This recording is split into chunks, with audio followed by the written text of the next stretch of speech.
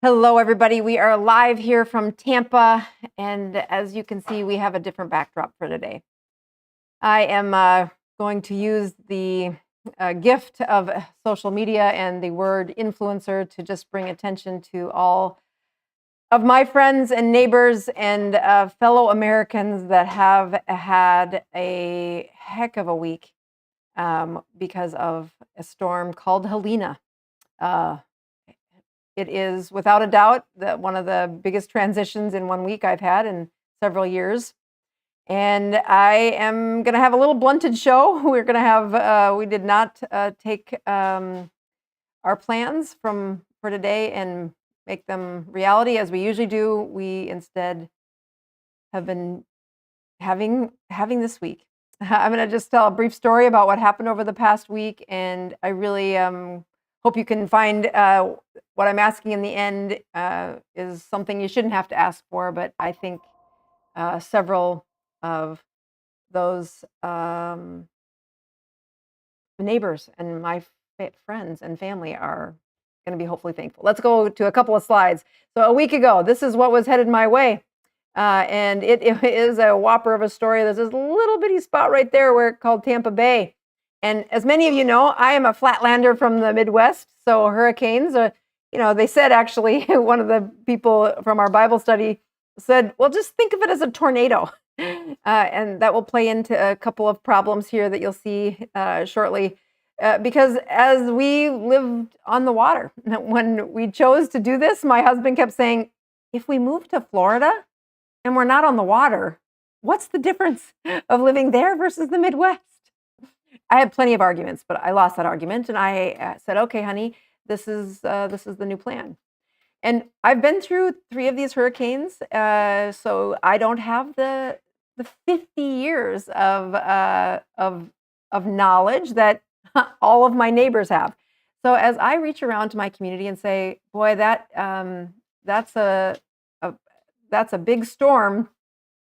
And I say, are you leaving? Are you staying? Are you leaving? It turns out, as the night went on, my husband and I were sitting at home, and we're empty nesters now. So we're doing this, we're watching a show, and it's an older show. And we said after every hour, one of us would go out to the backyard and we would say, what's the status?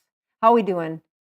And as you can see right there, I don't know if you can see my pointer there. There's where the water line is. So I said, it's at the first step. We've now got the dock underwater. It's at the first step.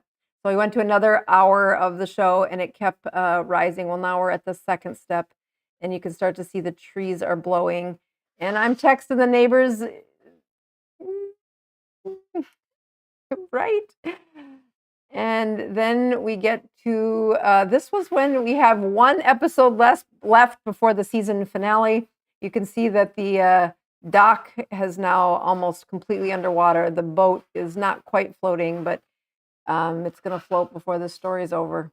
And as the dog is saying, there's a problem, folks. The fence line is just barely not covered with water there.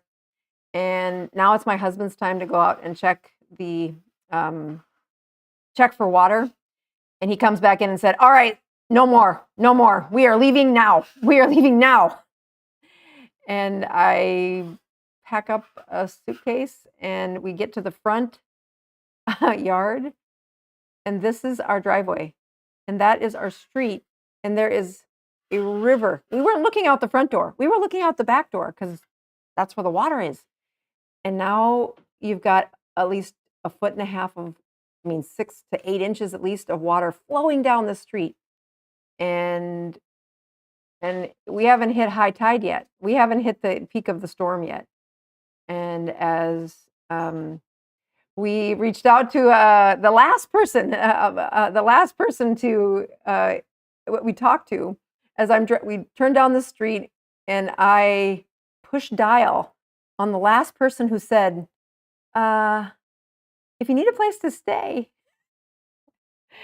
all the hotels are closed. There's nowhere to sleep.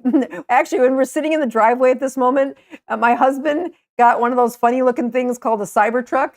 He was one of those weirdos that put $100 down when Elon Musk was doing fundraising, and he stayed in line for 5 years or something.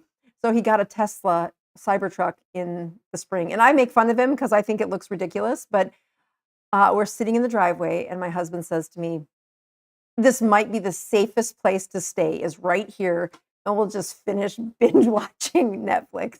And I'm like, you've lost your mind. There is a river in front of us. We are not staying here. I don't care how cool you think your Cybertruck is. And I know you pushed some little mode that said off roads, but that's dangerous sitting in front of us. And I push dial on the last person who said, if you need a place to stay. And these are new friends. We've known them for less than a year. And they said, come on over. We have a spare bed. And we sat there while our city flooded. And then it headed up north to North Carolina and Tennessee and Georgia, to even more devastation. And we said, I actually fell asleep. Before it was over, I fell asleep and said, okay, let's wake up in the morning. And as we head back, this is us looking down the road at our street. And you can see our street is not this one here. It's way up there. That's where our street is. And the amount of water that's present on the street is at least 2 feet.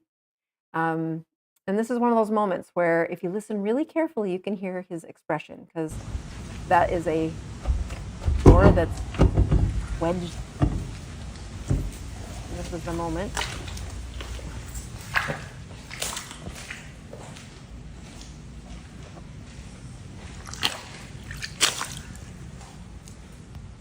So everything's fucked. This is exactly how he felt. Yeah. So there is the pile in our garage that was within 24 hours, because, again, we've never been through this. But I'll give you a quick tour of what's happened in our last 24 hours and sign out with a request. All right, so let's go to this. This is our my house, where all of the baseboards to where the water's been has been removed. All of the flooring is back down to cement. There is my closet, and the ability to watch and really see how well. Actually, one thing that was, I grew up in the Midwest, right, where houses are not made of brick, and I have so much forgiveness for myself. Why, when I would go to find the stud, it's really just a piece of lath over the cement. And that was never going to hold up the things I was trying to hang on that piece of lath. But I wish I didn't have to know about all that. I look at how the number of people that have said, hi, I'll help you, in a community that I'm new to. And when I look at how my 3 little dogs have said, oh, what's the new plan? I don't have an answer for what the new plan is, but I do know that I've been loved by Florida. That the amount of generosity from the neighbors helping one another during a time, it really does test how well are we able to slow down and put everything aside and say, pause. The world just changed for anybody in the wake of the storm.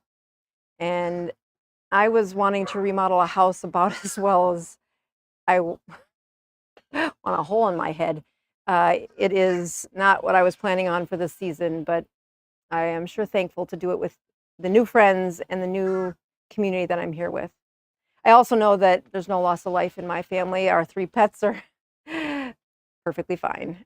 But there is a lot of loss of life, that as the floods have taken out roads and they have destroyed a whole communities underwater, that I would ask that you help the media focus on this devastation. I know we have a huge election coming up and there's lots of things in the world that are falling apart, but there are fellow Americans that are in a hell of a season where everything was taken from them, in a place that, I mean, we got the devastating news today that no, your insurance covers flooding, but not storm surge.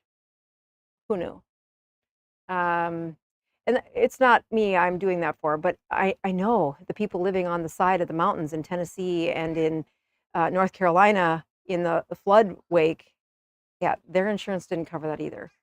And it is a place where our country is filled with people who do acts of service for one another, who know that the rules of life are set forth by a faith that that pulses through many of the people in our country. And I hope those people reach towards the communities out there and find the local organizations that are funding and helping folks get off of out of the mud, out of the place that there is no return from. And I don't have a show for tonight. I really appreciate those of you tuning in. I will work towards a better week next week.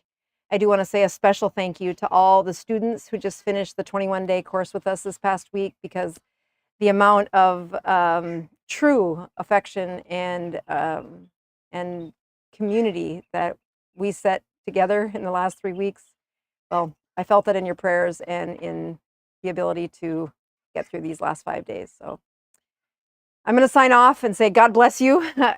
We are looking at next week. It's a good week for Dr. Boz. We'll pray for your